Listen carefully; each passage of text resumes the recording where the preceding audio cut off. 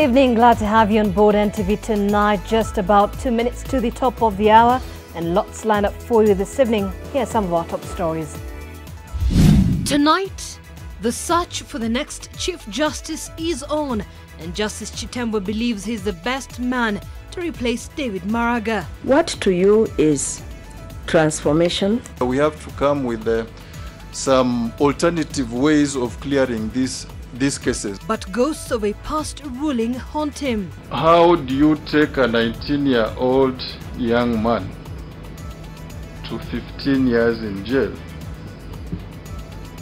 for having had a relationship with a 17-year-old girl? In an emotional first day of interviews. Also tonight, schools are likely to reopen on May 10th despite the COVID third wave concerns. Since it looks like the pandemic is starting to flatten, the children will come to school the time we said they should come to school. Plus, tumetafuta mwezi Kenya mzima na Tanzania, lakini hakuna habari ya kuwa mwezi umeonekana mahali popote. Muslims to begin fasting Wednesday as the holy month of Ramadan kicks off.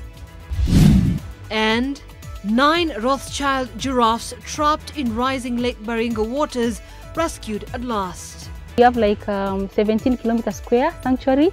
It's a bigger space for the 9 giraffes.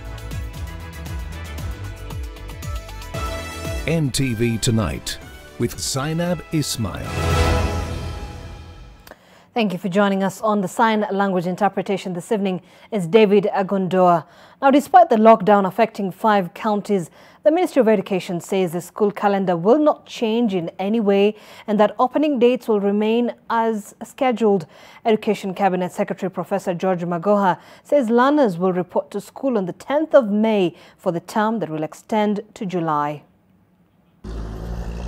Since President Uhuru Kenyatta announced strict measures to curb the spread of the coronavirus, including locking down the 5 counties, parents have raised questions on what the announcement would mean for the school calendar. But Education Cabinet Secretary George Magoha now says that the school calendar remains unaltered. Programming for the calendar year, I am leapfrogging forward and hoping that since it looks like the pandemic is starting to flatten, there may be no need for now for me to summon the education stakeholders to look afresh at the timetable. So the timetable remains as we had decided earlier in the year. And by the grace of God, the children will come to school the time we said they should come to school.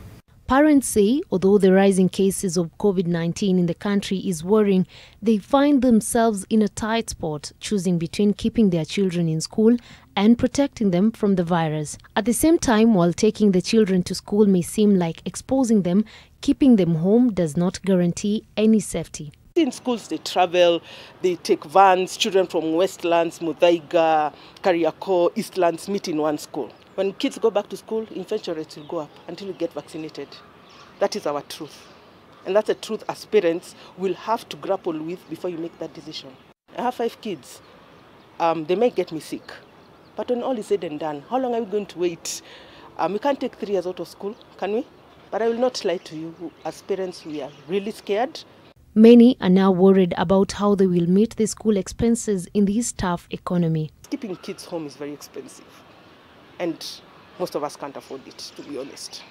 I mean, I have 4 boys. Wow, they're eating me out of house and home. Honestly. And at some point, you just have to live day to day. Have you eaten today? Cool. Today was a good day. I will eat tomorrow. Probably. That's another good day.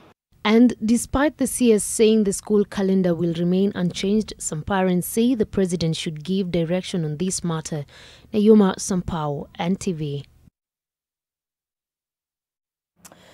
Well, away from education matters now, and Chief Justice contender Justice Said Juma Chitembwe has fought off allegations of being out of touch with the law in some of his judicial determinations over the years. He insists that judgments for defilement cases should consider circumstance alongside what the law says before committing the life of an individual to punishment. The High Court judge says he will seek a lasting solution to the backlog of cases within the judiciary. A petition to stop the interviews based on questions around the appointment of Olive Muganda to the JSC was denied, paving way for what promises to be a very interesting week. Leila Mohammed reports on the first interview session that drew tears out of the CJ hopeful. Said Juma Chitembwe brought with him a resume that details an estimated 29 years of experience in legal practice, a main pitching point as he hopes to become the next Chief Justice. This institution of the judiciary, since the promulgation of the 2010 Constitution, has almost sung the transformation song. What to you is transformation? Most of these issues of corruption and incompetence and problems from wananchi are because the cases are piling in court. We have to come with some alternative ways of clearing these cases. Having served in the judiciary since 2009, the Milimani court-based judge believes he has a pretty good idea which webs his broom will sweep first. All I can say is I will pick up on the sustaining judiciary transformation. The same core issues, I will enhance them the way Justice Maraga did.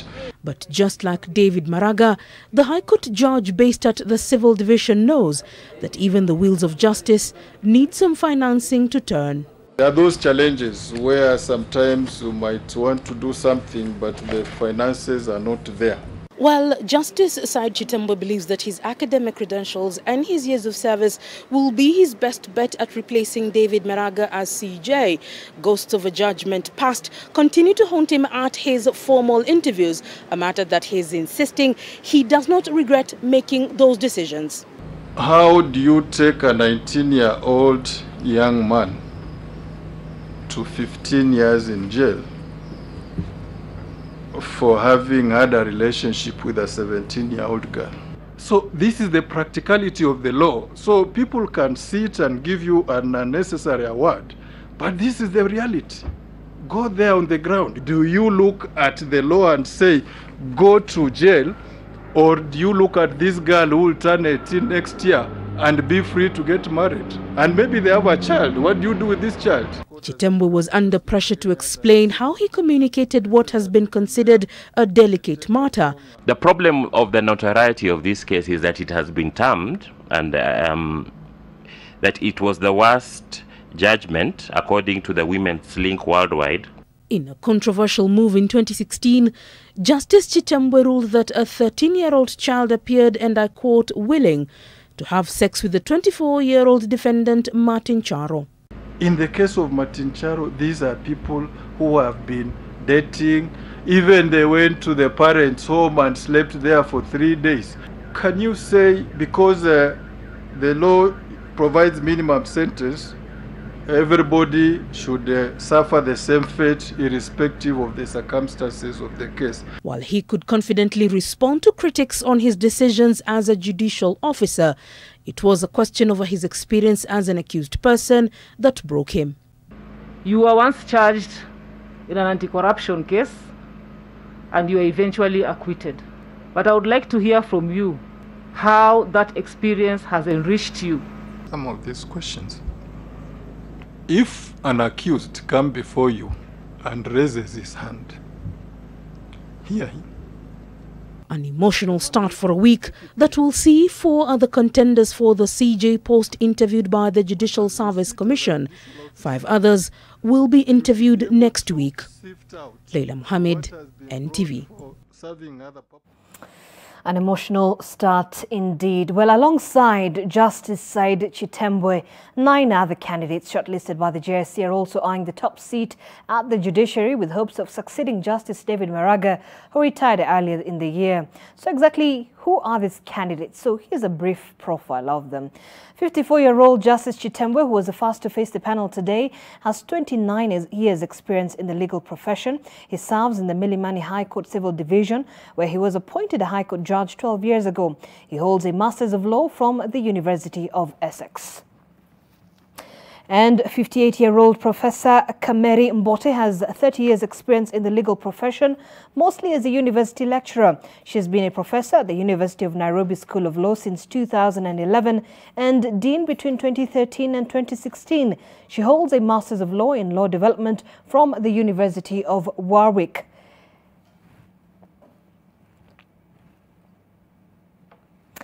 And 61-year-old Justice Martha Koome has 33 years experience in the legal field. Judge Koome joined the judiciary in 2003, where she has served and rose from the High Court to the Court of Appeal, where she is still serving. She holds a Masters of Law from the University of London. 62-year-old Justice David Njagi has 35 years experience in the law. He was a state counsel in the office of the Attorney General for 17 years. Njagi was appointed an Employment and Labour Court judge in 2012, where he has been serving to date. He holds a Masters of Law from the University of Nairobi.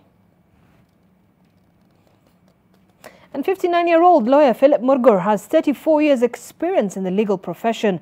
Murger was a state counsel at the Attorney General's office from 1986 to 1992. In 2003, he was appointed Director of Public Prosecutions, where he served for 2 years before returning to private practice. In 2018, he briefly returned to the DPP's office after he was appointed by Nurdin Haji as a special prosecutor. He holds a Masters of Law from the University of Nairobi. And 59-year-old Justice Nduma Nderi has 31 years in the legal profession. He joined the judiciary in 2012 when he was appointed an Employment and Labour Relations Court judge. He has also served as a judge at the Industrial Court of Swaziland between 1998 and 2006, and he holds a Masters of Law from the University of Stellenbosch in South Africa. 65-year-old lawyer Fred Ngatia has accumulated about 41 years of legal experience. Ngatia worked as a state counsel, rising to become senior state counsel at the former state law office for 7 years. He represented President Uhuru Kenyatta in the disputed presidential election at the Supreme Court in 2017. Ngatia holds a Masters in Laws from the University of London and a Masters of Applied Philosophy and Ethics from Strathmore University. We also have 60-year-old Justice William Ogo, who has been president of the Court of Appeal since 2010. He joined the judiciary as a district magistrate and has since risen through the ranks to the Court of Appeal. He served in the judiciary under various capacities. Justice Ogo holds a Masters of Arts in Criminology and Criminal Justice from Egerton University. And 62-year-old Professor Moni Wekesa has 16 years experience in legal practice. In 2002, he graduated with a Bachelor's of Law degree from University of Nairobi and later graduated with a Master's of Law. Wekesa is currently an Associate Professor at Daystar University and holds 2 PhDs. And finally, 53-year-old Aliciano has 25 years experience as a legal practitioner. She served as a commissioner at the Constitution of Kenya Review Commission for 6 years. In 2013, she was county attorney for Elgeyo Marakwet for a year. Yano is pursuing her master's in business administration currently.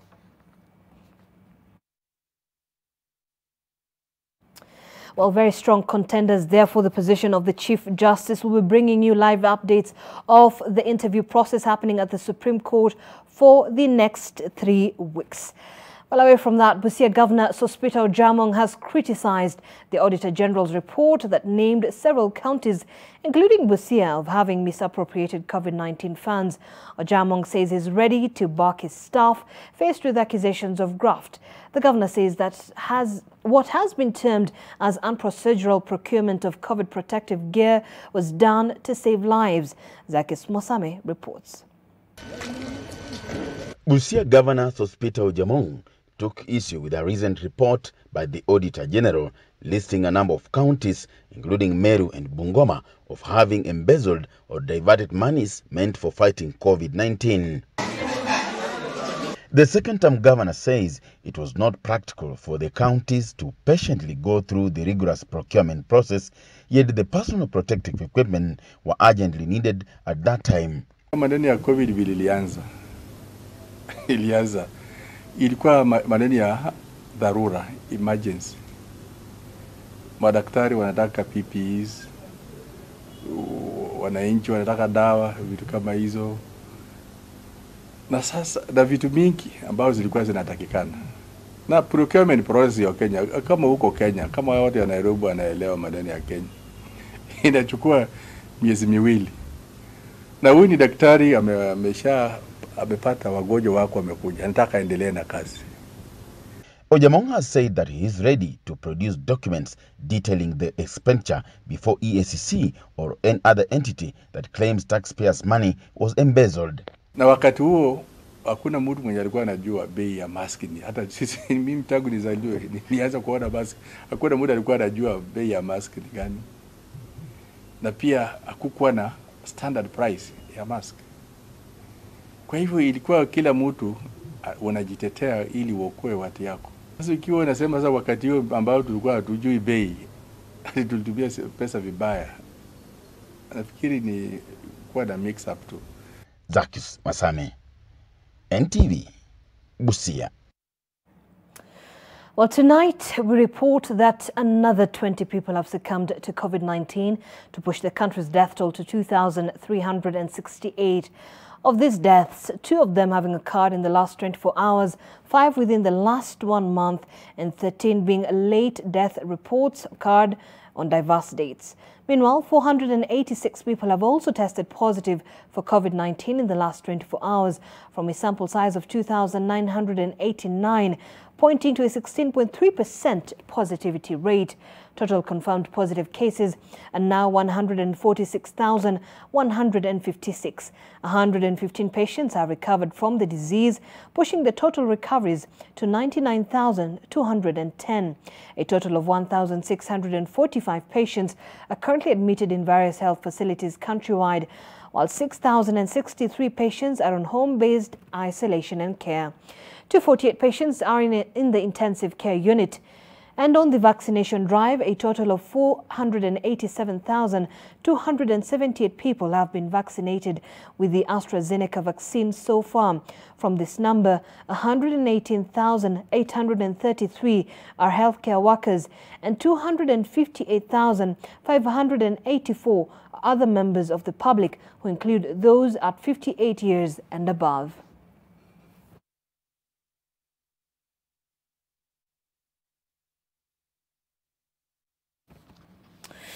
Now, street families are what many consider the scum of society, dirty and unwanted. But have you ever wondered what it's like for these children to be on the streets and what rights they have? As the world marks the International Day of the Street Child, Gina Kirori tells of their plight. It is in the simple gesture of a meal, clothing, and even a shield in the fight against COVID-19 that left this group of street children content in the heart of Mulango Kubwa on the International Day of the Street Child. And indeed, every child must be known, loved, and protected. But for Esther Njeri, who has been on the street since she was a child, this wasn't the case. Mamangu alikuwa anakunywa pombe, anatupiga. Esther is a mother of 3 now and is expecting a 4th bundle of joy, but under sad circumstances. Sana mimi niko na HIV na niko na ball. Na wale watoto wote wamechukua ni watoto watatu wa bezi dawa. Joshua Kimemia spent his childhood on the streets, but 10 years ago he left and has never gone back. He cites major issues plaguing those without a home. Number 1 is sleeping out in the cold. Continued unreported rape cases. We have police harassment. The unreported rape cases are an issue Esther knows all too well about. Her first child was born out of rape. He was later stolen from her at the tender age of 3. Serikali tunataka kuambia tukienda kuripoti hata mtu akiturape wafai ati kutuambia tuende kuja kesho. There are people, they have potential, some are very good artists. We need to embrace this potential and support them. During the national census in 2018, a total of 46,639 street children were counted. The responsibility of these children falls under the Ministry of Labour and Social Protection. It is a saying as old as time itself that charity begins at home. But on the International Day of the Street Child, it may require deeper understanding on the need for awareness to be brought for those who go without the assurance of a hot meal, proper hygiene or safety, especially in the middle of a pandemic. Gena Kirori, NTV. Ngenari, thanks for that report. And indeed, it is a sad reality of the life that we actually live in. We certainly hope that there could be something that can be done for these people. Let's take a break. We'll be back.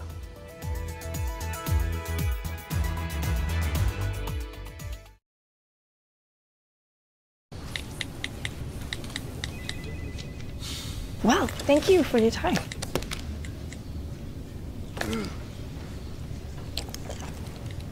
And do you have any question for us?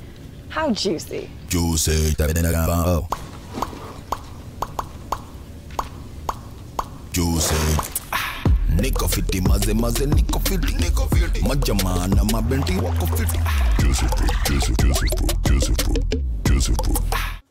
My darlings, my love will protect you from everything, visible and invisible. We might not always have plenty, but we will always have enough. And whatever Mama touches will magically turn into more for you. Just one capful of Dettol is enough to disinfect surfaces and protect your family and your home. This advertisement has been vetted and approved by the FDA.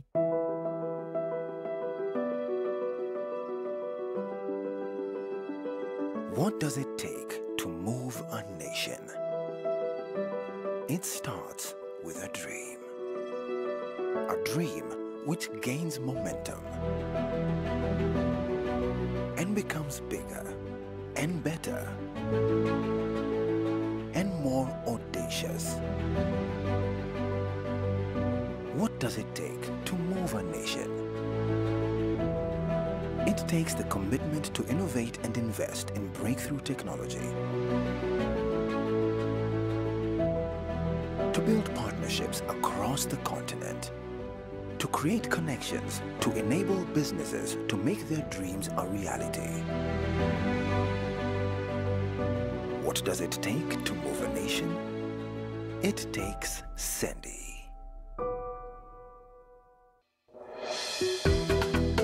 Kenya Police Circle began in 1972 with a membership of 600. Currently, we are 63,000.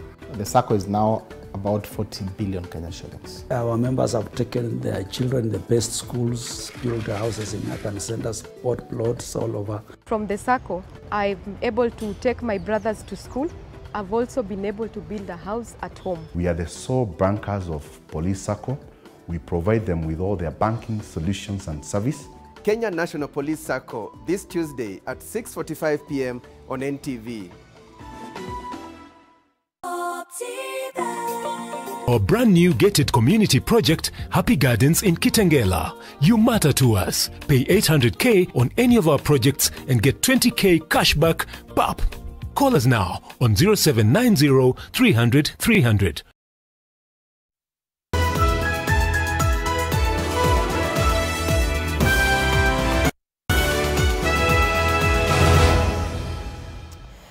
Thank you for staying with us. You're watching NTV Tonight. Now, the Kenya Red Cross ambulance operator E+ has denied reports that the driver of one of its ambulances, which was involved in an accident on Saturday, was drunk. However, residents of Kabarnet and eyewitnesses say otherwise and have challenged the farm to investigate the matter further. The report on the night of the incident indicated that the ambulance had patients on board, but it has since been clarified not to be the case. Mamu Ali reports on why eyewitnesses thought there were patients on board and that E+ explanation on where the ambulance was headed does not add up. Saturday night, a Kenya Red Cross ambulance crashed into a trench, raising concerns in the area. Siona na kuona kari moja ya Red Cross ikisunguka town tukifikiri inabeba mgonjwa na baadaye kumbe wenye wanaendesha kari hawakuwa na mgonjwa na walikuwa wamelewa, walikuwa wanaendeshana hao wenyewe. Kulikuwa na siren ilikuwa inapigwa kiolela na pia ilikuwa imelia upande wa sokoni kisha ikarudi. Baada ya hapo sasa ndio ajali kafanyika. The initial report indicated that there were patients on board, owing to witness accounts based on the speed, use of siren, and at least 2 other people, women to be specific, coming out of the vehicle after the crash. But this has now been clarified as not being the case. Kenya Red Cross ambulances are operated by a firm it owns, Emergency Plus Medical Services, E+, which released a statement which addressed the reports of there being patients on board the ambulance. The firm said, "We wish to categorically state that there was no patient or patients on board the said ambulance at the time of accident." E+ further denied reports that the driver was drunk, saying, and I quote, "The sensational reporting that the driver was drunk is inaccurate." However, residents say otherwise and add that this was not the first time they have been concerned about the said driver. Kulikuwa na siren ilikuwa inapigwa kiolela na pia ilikuwa imelia upande wa sokoni kisha ikarudi. Baada ya hapo sasa ndio ajali kafanyika. Na pia tumekuwa tukiona gari venye huwa inaendeshwa kwa speed ya juu kabisa ambayo haifai, na hiyo ni carelessness driving. In its explanation of the circumstances and backing its claim that the driver was not drunk, E+ says, and I quote, "The said ambulance was en route to respond to an emergency call in Real Hospital in Kabarnet Town when it unfortunately slipped into a ditch to avoid a head-on collision with an oncoming vehicle along the Kaprorita Road in Baringo County." However, according to the residents, this raises questions. Sasa unashinda Real iko nyuma na driver mwenyewe ameelekea njia kwenda Nakuru. Sasa imetushangaza kwa sababu tumeona labda alikuwa mlevi sana hata kupita kiasi na alikuwa na warembo mpaka hata waone kama wanaelekea wapi. We need those vehicles to work within the jurisdiction of their work. It is very wrong for a vehicle ipatikane Kasoyo ama Ratabei and it is supposed to be in Real. Efforts to get police statement on the same have not been successful, with the area traffic police boss saying he has submitted his report to Red Cross. E+ says the driver was treated and discharged on the same night. Mamo Ali, NTV. All right, time for another break. When we come back, we'll be taking a look at what's happening in the world of business.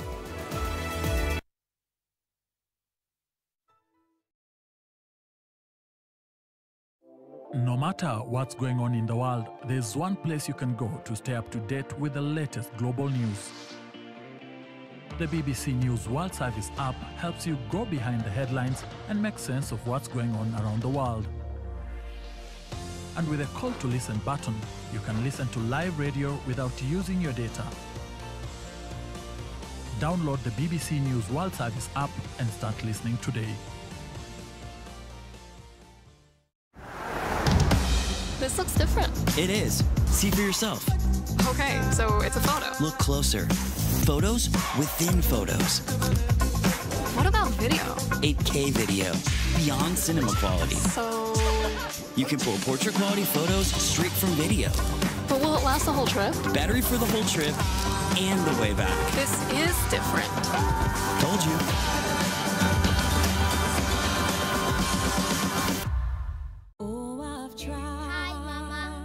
From your first day at school to you captaining your soccer team, no matter how old you are, you'll always be my baby. That's why I trust Dettol to clean, protect, and keep you refreshed every day. I still can't believe how quickly you've grown. Dettol, tested effective against COVID-19. Get fresh, gotta get fresh. Downy's new boom boom pow, Downy boom boom pow. Smells baya na uchafuzi na zidi na improve Downy. Protect nguo zangu na nukia niko safi. Lazima niwe fresh na Downy's boom boom pow. Boom boom pow, Downy's new boom boom pow. Smells zote na zi boom boom pow. Powerful freshness, Downy's boom boom pow. 15 bob too?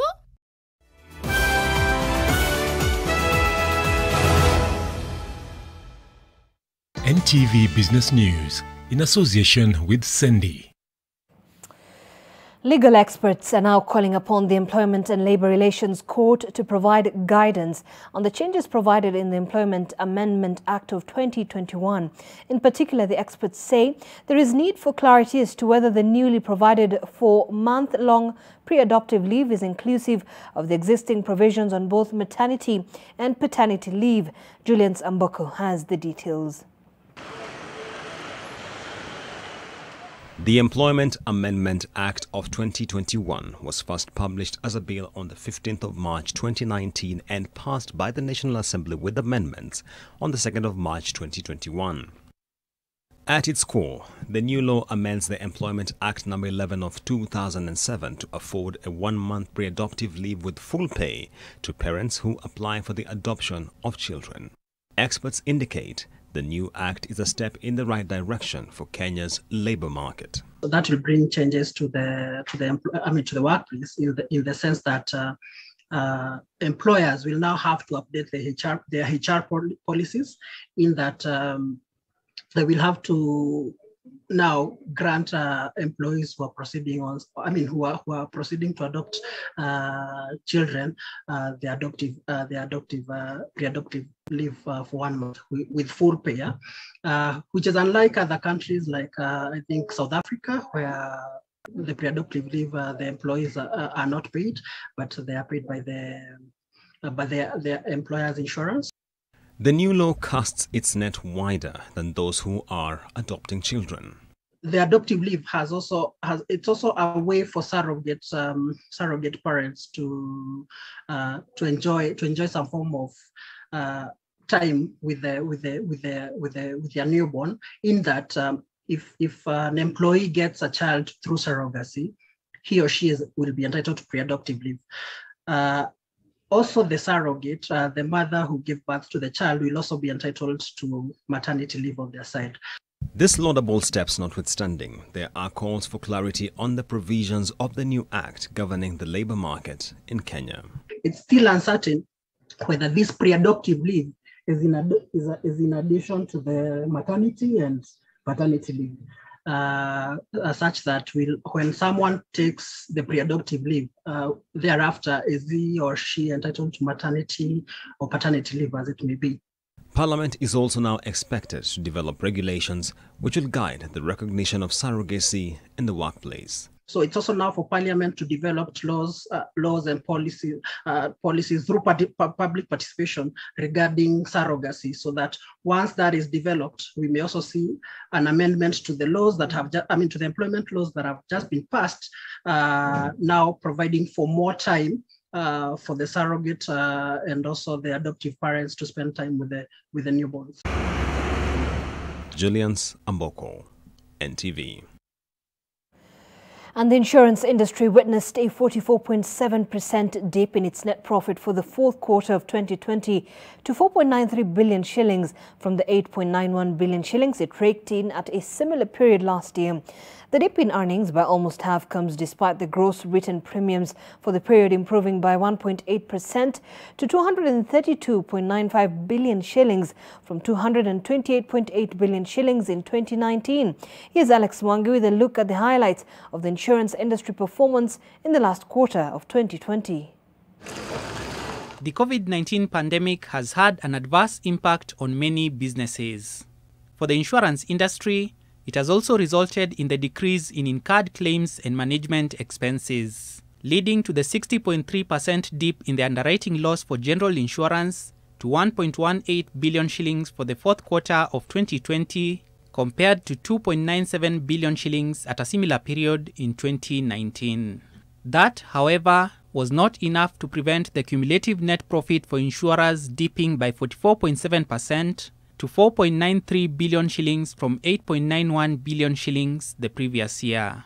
Despite the pandemic, the industry's gross written premiums increased marginally by 1.8% to 232.95 billion shillings from 228.8 billion shillings realized a year earlier.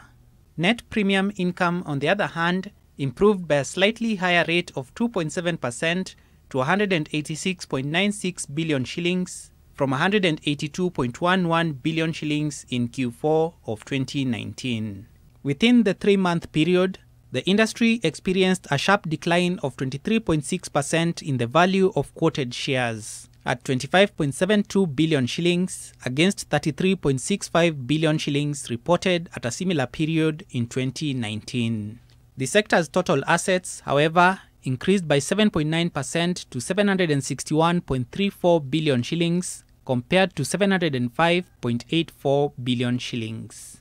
During the fourth quarter of 2020, 43 insurance fraud cases were reported to the Insurance Fraud Investigation Unit.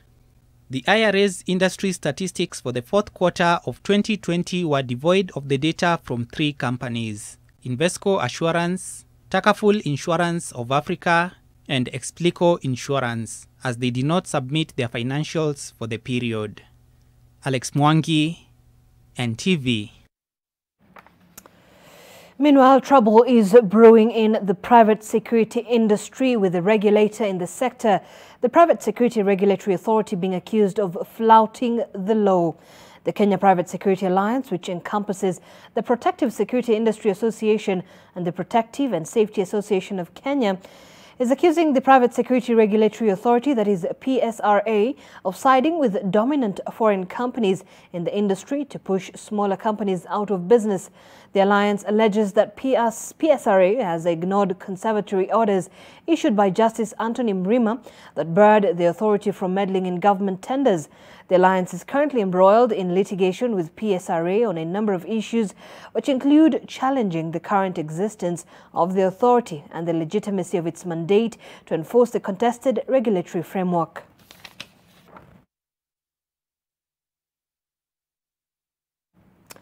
That's all on business news, but still plenty more ahead. Stay with us.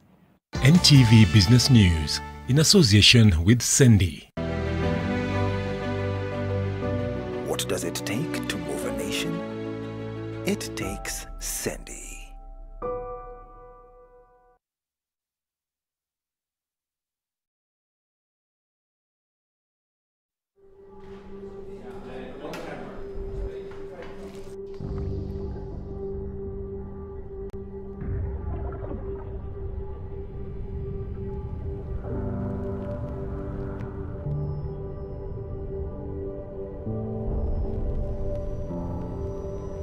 Beat sensitivity pain fast with Sensodyne Rapid Action for clinically proven relief in 60 seconds. With the Stay Soft refill, saving money is as easy as snip, pour, mix with water and shake. Stay Soft refill. It's 2 liters of Stay Soft for up to 30% less.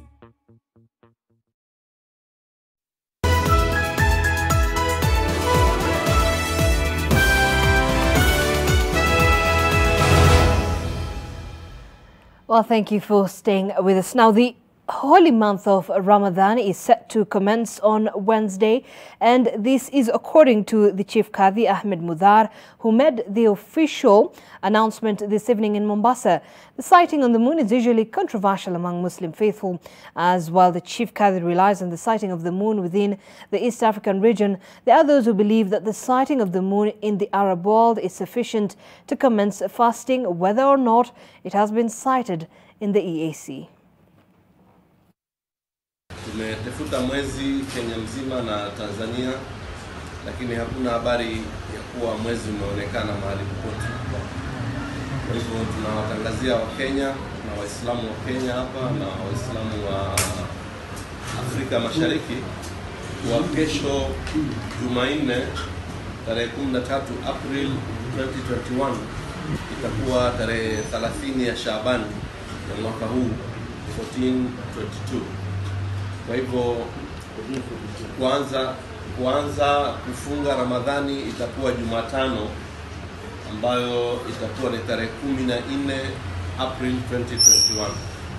Kwa hivyo tunawatakia Wakenya na Waislamu wote mfungo wa kheri na wenye baraka, na tunamwomba Mwenyezi Mungu atuletee baraka zake nyingi katika mwezi huu mtukufu na atupatie afya nzuri.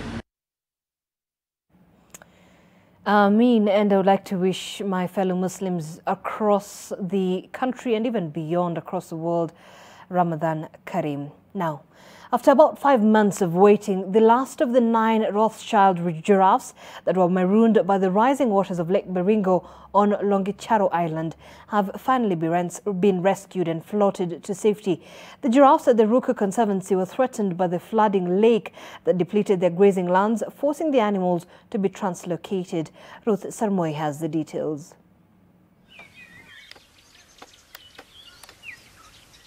Five-month-old Noella delightfully bolted out of this barge hours after they were shipped from Longicharo Island onto the mainland. She was free at last. The situation was similar for Nkarikoni, who could not hide her joy once she was set free from the barge that facilitated her movement from a place that had doomed her future and that of her family, the Rothschild giraffe, that is currently facing extinction.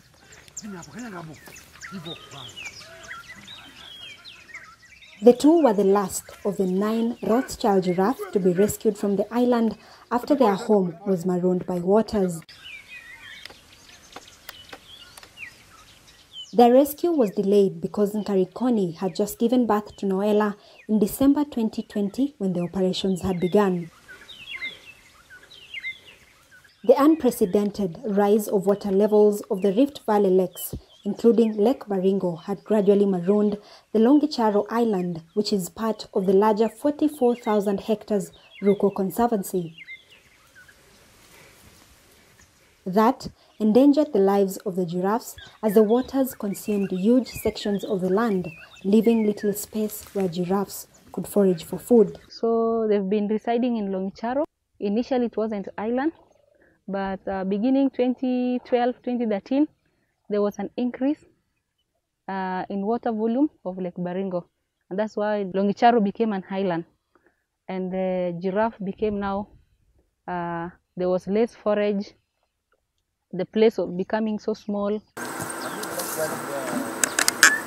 The Conservancy was forced to supplement giraffe food as natural browse became scarce, and that too was costly. Before their translocation, rangers from the Conservancy worked to accustom the animals to the barge beforehand. In so doing, they left mangoes, the giraffe's favorite treat, on the barge so that the animals could get used to the idea of getting on and off the vessels voluntarily. On the day of translocation, the giraffes were dragged to make them immobile, their faces covered with a piece of cloth, and then guided to the vessel, where they would be transported to the mainland. We have like 17 kilometer square sanctuary. It's a bigger space for the 9 giraffes. So we anticipate like maybe in the near 2 to 3 years, giraffe will multiply. Like we can see the first giraffe which was translocated on that, you can see a very big changes in terms of body, health. So we anticipate like maybe in the next 2 years, we'll have many more giraffes here. Ruko Community Conservancy was registered in 2006 after the Ilchamus and Pokot communities sought an end to years of conflict, and they established a platform for collaborative governance, peace and conservation. Before then, the communities would fight for grazing land, and many resorted to killing the Rothschild giraffe and selling its byproduct. Wakaona kulikuwa na giraffe wanaitwa Baringo giraffe ambayo ni Rothschild giraffe. Walikuwa hapo awali, ingawa wametoroka kutokana na vita. Watu walikuwa wanahua kwa sababu ya wengine wanakula nyama, wengine ni ngozi, wengine ni mkia. Ikawa wamepotea.